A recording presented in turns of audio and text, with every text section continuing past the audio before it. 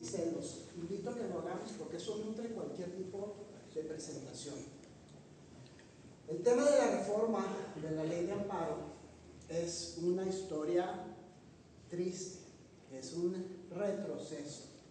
¿Por qué? Porque pues hay algunos avances que se han dado en los últimos años y ahora con esta propuesta que ya pasó, porque ustedes han sabido a través de las noticias que a partir del 15 de septiembre el Ejecutivo presenta la iniciativa, la presenta curiosamente en el Senado, y eso desata una bola de presión mediática, juntas con especialistas. Normalmente las iniciativas legales se presentan primero en la Cámara de Diputados, luego en la Cámara de Senadores, y así van para el frente y para atrás. Esta empezó en la Cámara de Senadores. No sé por qué el Ejecutivo quiso arrancar de esta manera.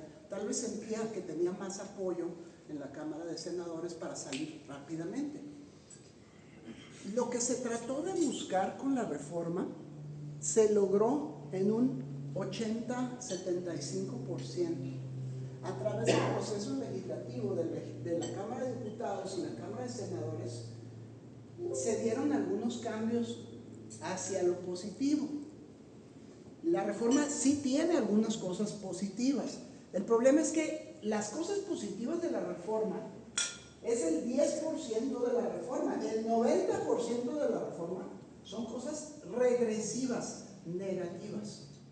Entonces, vamos a empezar analizando todos estos puntos y, como cualquier tema, vamos a tratar de empezar de la manera más correcta y cordial posible desde el principio. El juicio de amparo, pues todos ustedes saben que es el mecanismo de defensa de la Constitución.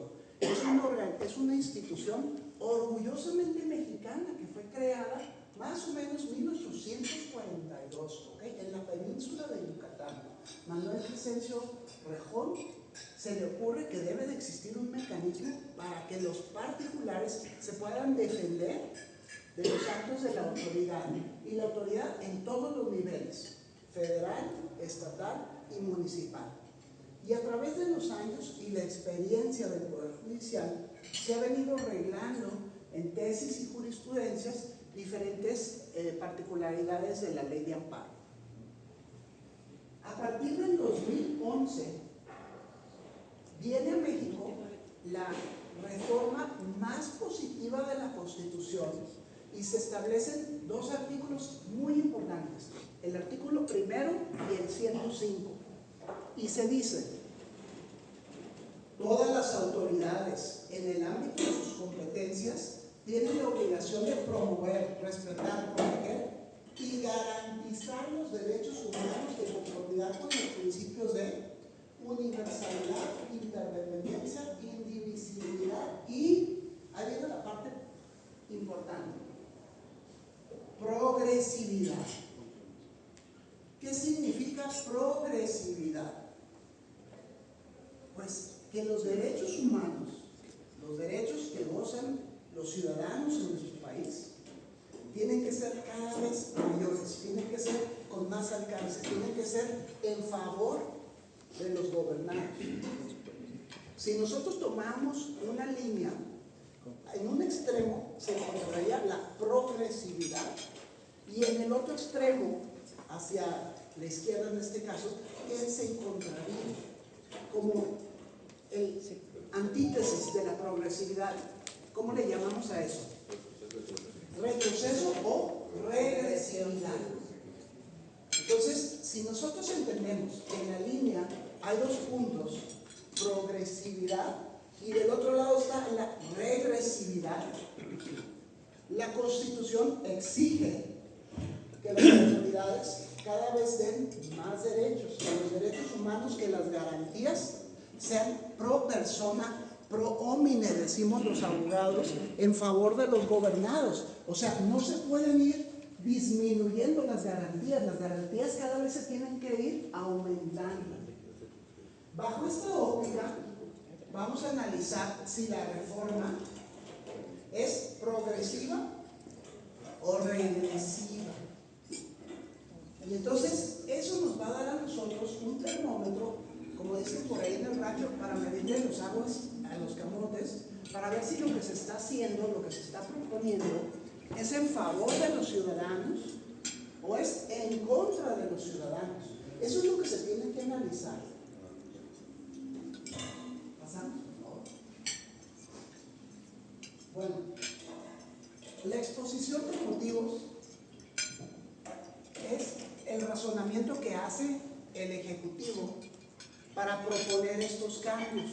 Es la justificación ideológica, académica, doctrinal de por qué nos dice, ¿saben qué? Es necesario cambiar la ley de amparo. Y entonces nos dice que se debe de buscar un acceso a la justicia, organizar una adecuada, eficaz y eficiente organización, fomentando y asegurando las buenas prácticas para abatir privilegios y negligencias en el Poder Judicial. Pues suena como un sueño increíble, fantástico, que los tribunales sean objetivos y correctos, que el acceso a la justicia sea cada vez mayor. Es algo que en teoría todos cuando lo leemos decimos, ah, mira qué buena idea, van a abrir el amparo, va a ser más fácil el acceso.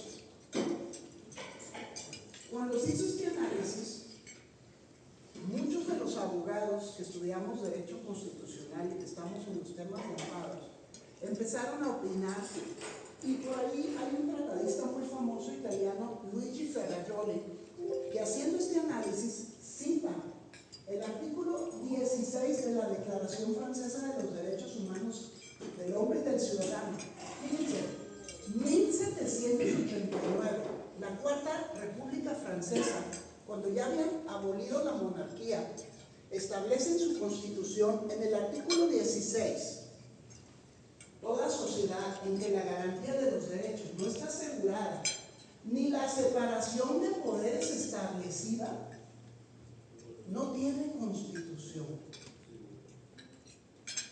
Este artículo a mí me resuena en la cabeza de manera constante, porque dicen los franceses, ¿ok? Desde 1700, si no tienes un sistema de separación de poderes con contrapesos efectivos, pues no existe el Estado de Derecho, no existe una situación donde tú te puedas ir a quejar ante un tribunal y se te va a respetar, porque la división de poderes, si no está garantizada y claramente establecida, pues se acabó el Estado de Derecho.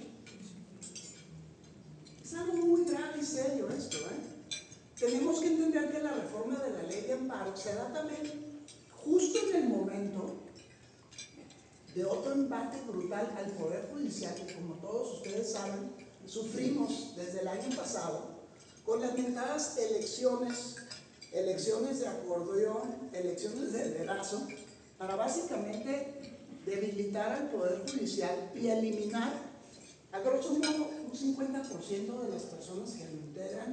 Se habla que desaparecieron como 700 jueces y magistrados, también obviamente hasta arriba la Suprema Corte de Justicia. Y entre los muchos temas que da esa reforma, los primeros los corren y les dicen, les vamos a pagar una indemnización si deciden no correr en la carrera judicial. Y por ahí estaba viendo en las noticias que es hora que todavía, al día de hoy, no les pagan la indemnización por haberlos sacado del Poder Judicial, esos pobres sujetos. Y también les prohíben el litigio y la práctica judicial de donde estaban ellos ejerciendo. Fíjense qué bonita cosa. Primero te sacan de una patada de una institución donde llevan 10, 15, 20 años jalando, y luego después te prohíben trabajar como abogado y no te pagan la indemnización constitucional a la que tienes derecho. Ahí estamos, en ese pantano de reforma del Poder Judicial. Nos quedamos con la mitad del Poder Judicial con gente de capacidad y experiencia, pero la otra mitad son personas que llegaron con el acordeón del bienestar. Y bueno, no les tengo que platicar en detalle, todos ustedes lo han visto en las noticias y en el YouTube, cómo se empiezan a resolver las cosas. Esta reforma tiene el problema de que es una regresión, es una situación de ir hacia atrás. Y vamos a analizar el porqué. Una vez. Esta plática la hice primero para la academia y me la han venido solicitando en diferentes grupos. Entonces, dependiendo de los grupos, pues les platico el detalle de algunas cosas. Aquí, como es una plática más cafetera, más sencilla, no voy a entrar en los tecnicismos, pero vamos a platicar un punto que a mí me parece muy importante, que tiene que ver con el interés legítimo. ¿Ok?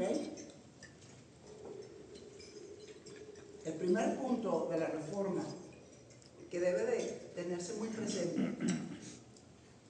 nada más, es que a partir de 2011, con el artículo 105, la ley de amparo permite que los grupos, que los colectivos, que los núcleos ejidales, que las asociaciones de indígenas, que diferentes sujetos que no están muy formalmente constituidos u organizados puedan venir en amparo a defender sus derechos. ¿Ok? En México hemos avanzado a la tercera generación de los derechos humanos. La tercera generación incluye los derechos ambientales, los derechos de la naturaleza, a que los ríos, las aguas y los mares estén limpios, que no haya contaminación auditiva, los derechos sociales de los diferentes grupos, los derechos educativos y los derechos de la persona, de la mujer, a definir su propio cuerpo. Son derechos ya avanzados de tercera generación. Estos derechos, a través del amparo, podían ser tutelados, y vamos a platicar a través de algunos ejemplos cómo estábamos y cómo va a ser ahora. Y ustedes tienen que definir, con este termómetro que platicábamos ahorita, si la reforma es progresiva o la reforma es regresiva. Es del otro modo. Allá estaba la regresiva y acá estaba la progresiva. Así es. Es así de fácil. Eso es lo que tenemos que medir con un termómetro. Y el propósito de esta plática es sensibilizarlos, es hacerlos conscientes y tratar de abrir los ojos a lo que está pasando.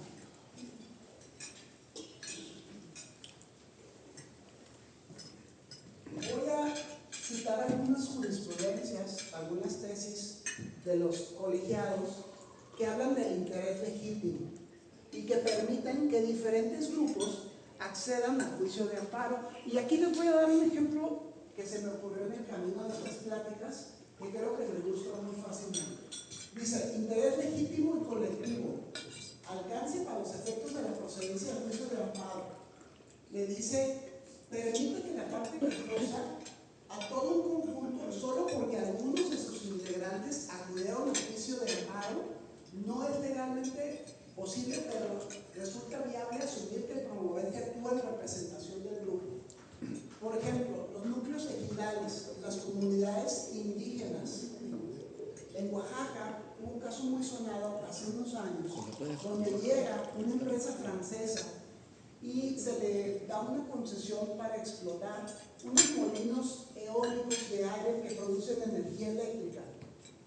El problema es que la regulación de energía establece que cuando se va a establecer los molinos de aire, se tiene que hacer una consulta a las comunidades que están aledañas o que están cerquita del punto donde van a estar esos molinos, para que ellos levanten la mano y digan: oigan, ¿ese molino me afecta o no me afecta? ¿Ese molino me parece correcto? Porque si ellos son los habitantes que están ahí, pues tienen ese derecho a participar y a decir si este molino de energía los va a afectar de alguna manera. Pues bien, pasamos a otro. Fíjense, otra tesis. Dice: interés legítimo en el amparo lo tiene una asociación civil dedicada a la defensa y representación de migrantes para reclamar la omisión legislativa de modificar la ley de migración en relación a la creación de un registro de personas migrantes detenidas. La organización es la asociación civil y está defendiendo a los extranjeros migrantes, porque la ley de migración no tiene las calidades migratorias que necesitan estos sujetos para acceder. O sea, el interesado pudiera parecer que es el extranjero, pero ellos, como nunca han obtenido un documento, una identificación, pues no pueden acceder a un tribunal. A través del interés legítimo, la jurisprudencia les permite venir en amparo y reclamar una omisión legislativa. Es una modificación del interés jurídico para permitir que otros acudan en defensa de una persona que no tiene la calidad migratoria para internarse y pedir el cambio de la reforma legal. Es una modificación de los derechos pro persona, progresiva. ¿Pasamos a otra? Interés legítimo para impugnar el amparo, disposiciones relativas a la penalización del aborto. La calidad de mujer o persona con capacidad de gestar es suficiente para tenerlo por acreditado, siempre y cuando se demuestre una relación de proximidad física o geográfica con la norma que se está afectando. Hace unos años, por ahí, no me acuerdo si era en San Luis Potosí, en Zacatecas, uno de sus estados, estaba la penalización del aborto tipificado en el código. Y entonces, un grupo de mujeres, de manera valiente, positiva, dicen: oye, yo tengo un interés en combatir esta norma, esté o no embarazada. ¿Por qué? Porque el solo hecho de que yo pueda tener un hijo, pueda gestar, me da un interés legítimo para combatir la injusticia de la norma. El Poder Judicial, a través de la interpretación novedosa del interés legítimo, reconoce este derecho de tercera generación de las mujeres de procrear y de definir lo que quieren hacer con su cuerpo, y admite la demanda de amparo en estos términos. Es una cuestión novedosa y positiva del interés legítimo. Interés legítimo. Las asociaciones civiles cuentan con este para reclamar la inconstitucionalidad de normas generales con motivo de la protección de un derecho humano de naturaleza colectiva, sin que estén obligados a determinar un daño individualizado. Este está padrísimo. ¿Por qué? Porque ustedes recordarán en el sexenio pasado, cuando se empezó a construir el Tren Maya, se pasaron una bola de ilegalidades porque no se siguieron los permisos, las regulaciones, los estudios de impacto ambiental. Todos nosotros sabemos que la península de Yucatán es como una esponja. Hay ríos subterráneos, cenotes, manantiales. El perforar la tierra en cualquier punto puede tener consecuencias en otros lugares de la península y afectar ecosistemas y comunidades de todo tipo. Y entonces viene la pregunta: ¿a quién afecta esto? A través del interés legítimo, la corte anterior, porque ahora ya tenemos una nueva corte, por supuesto, dice: las asociaciones civiles tienen un interés legítimo en tutelar el medio ambiente. No necesariamente tienen que vivir ahí en Yucatán, no necesariamente tienen que estar en la laguna de los 7 colores donde pasa el Tren Maya y tuvieron que talar 10,000 árboles para abrirle el campo. Aquí en Tijuana me gusta poner este ejemplo porque creo que nos hace muy sensibles de los temas. Todos nosotros sabemos que durante años el mar en la playa ha estado súper contaminado de aguas negras, contaminado de desechos de todo tipo. ¿Quién tiene interés jurídico en pelear ese tema? ¿Quién tiene un interés o una facultad? Fíjense, yo siendo aquí de Tijuana, nací aquí en el Hospital del Carmen y la mayor parte de mi vida, antes de salir a estudiar fuera, viví en la colonia Hipódromo. Estando yo en la colonia Hipódromo, tengo una afectación de que el mar esté contaminado. puede ser discutible, ¿verdad? Porque alguien podría decir, no, Adrián, si tú no vives en el malecón de playas de Tijuana, ahí pegado al agua, pues a ti ¿en qué te afecta que el mar esté contaminado? ¿Pudiera un juez considerar que únicamente las personas de Rosarito, de playas de Tijuana, y no todas, porque inclusive en Rosarito pudiera uno decir del Boulevard Benito Juárez hacia la playa, pues esos sí se afectan, pero del Boulevard Benito Juárez hacia la montaña, pues esos tal vez no se afectan porque el agua esté contaminada? Viene el interés legítimo, ahí está la jurisprudencia, y la Corte nos dice, hey, el que sea tiene un interés legítimo para pelear un derecho ambiental y exigir que las autoridades cumplan con su obligación de vigilar las descargas de aguas negras, de vigilar la contaminación del mar y permitir que la gente pueda ir al mar y no se enferme, que no tenga a sus hijos vomitando y con diarrea y problemas de salud derivados de haber ido a la playa. A través del interés legítimo, nosotros como ciudadanos, aunque viviera yo en la colonia Hipódromo, tengo interés legítimo para reclamar una afectación de la playa cuando está contaminada, porque tengo derecho al acceso a un medio ambiente sano y limpio. Y si la ley exige que la autoridad vigile y que cumpla y que supervise la contaminación de las aguas, tengo la facultad de accionar al Poder Judicial para decirle, hey, no está vigilando la ley, no está cumpliendo, está en una situación de desacato. Juez federal, oblígala en sede judicial a que acredite que está haciendo su chamba. Eso es el interés legítimo.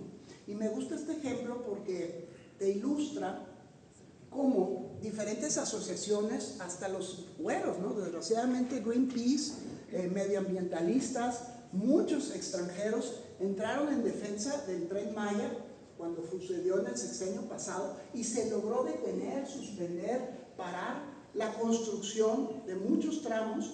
¿Por qué? Porque no se hicieron los estudios de impacto ambiental, porque no tenían los permisos y licencias municipales, estatales, etcétera. La autoridad tiene que actuar conforme a la letra de la ley. No le queda la opción de brincarse las trancas, brincarse el estudio de impacto ambiental, por dedazo definir algo porque ya lo dijo el presi. No puede, jurídicamente no puede. Y a través del interés legítimo, nosotros tenemos esta herramienta poderosa para jalar a la autoridad y que le acredite al juez federal si se cumplieron o no los requisitos.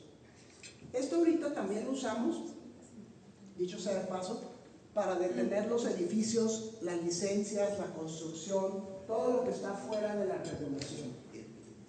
El interés legítimo constituye una herramienta poderosísima para poder detener cualquier acto ilegal.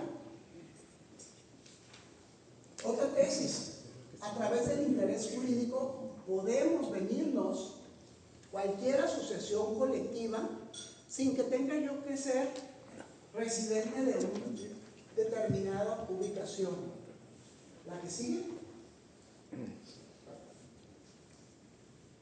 ¿Una más? ¿Otra más?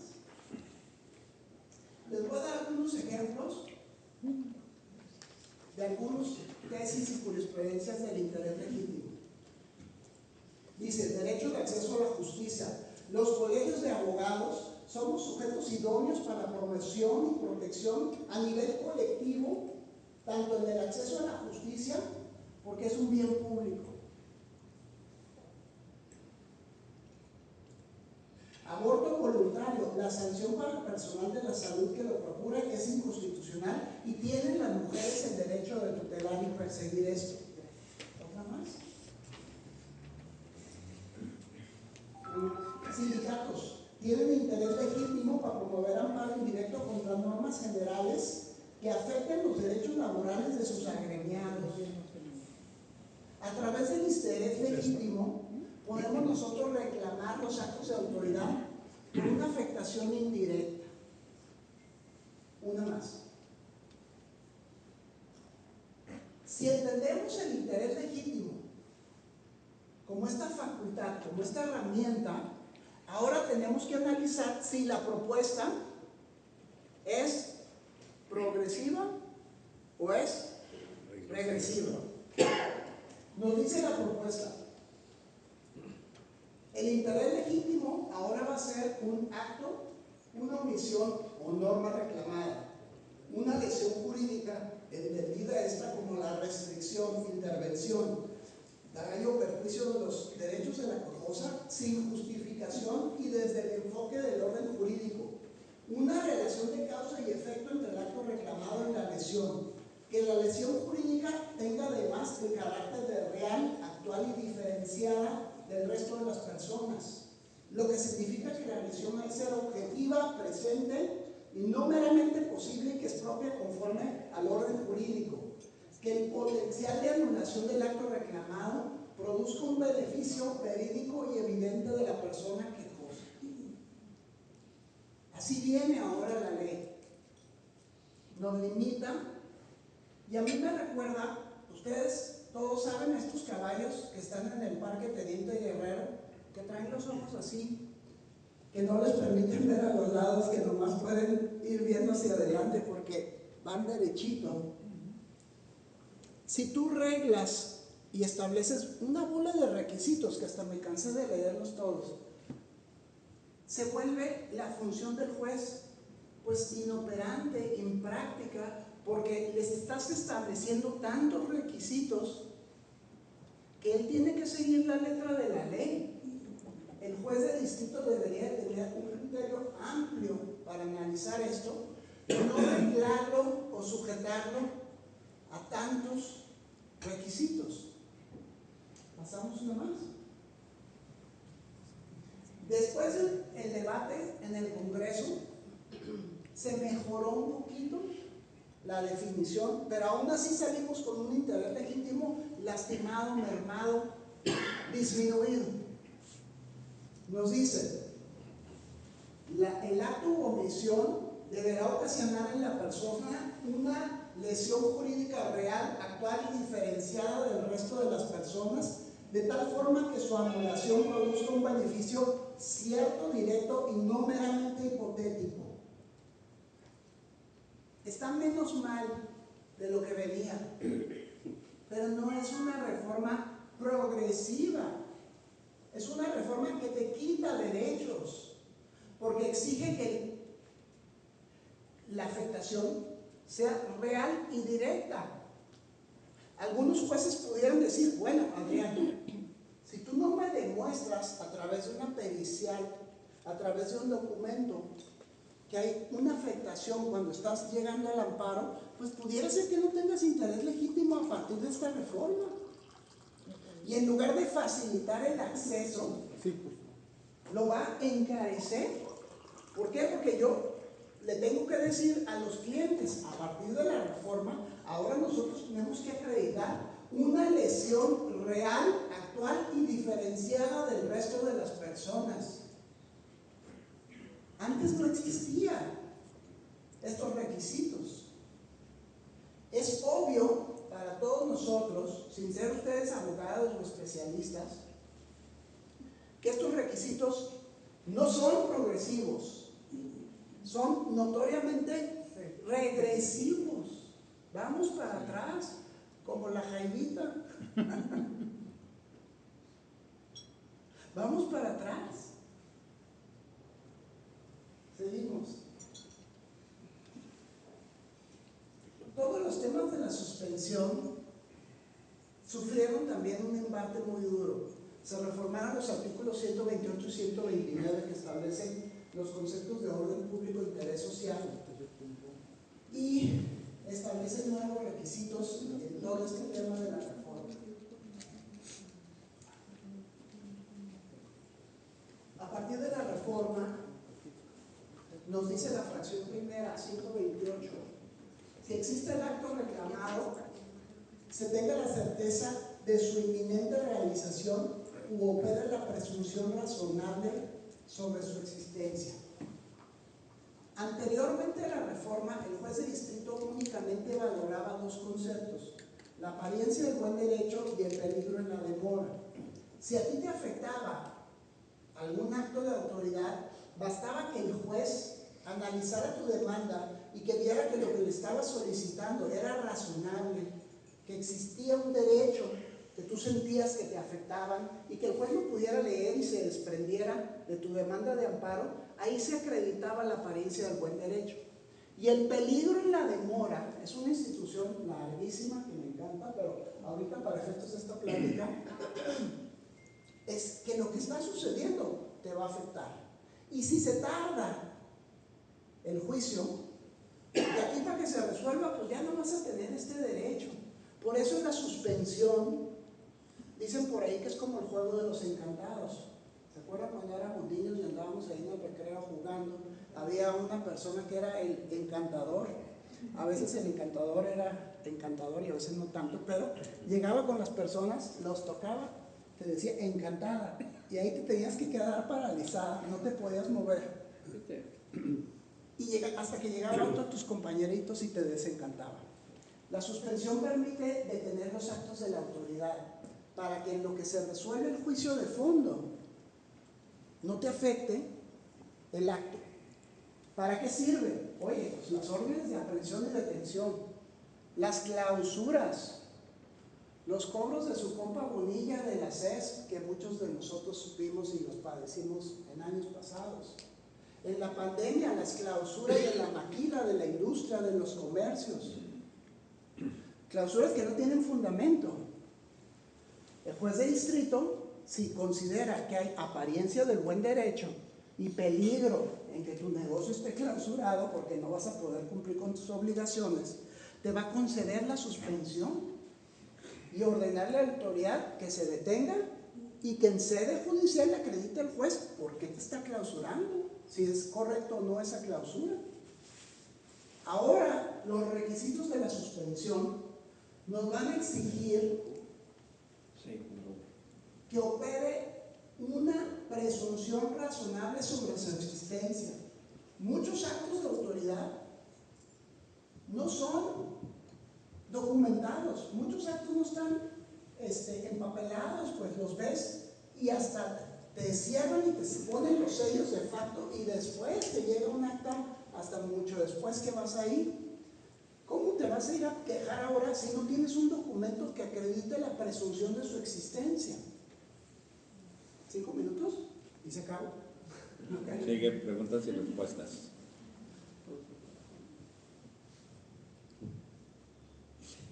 Estamos en presencia de una bola de requisitos que van a condicionar la actuación de los jueces de manera notoriamente regresiva.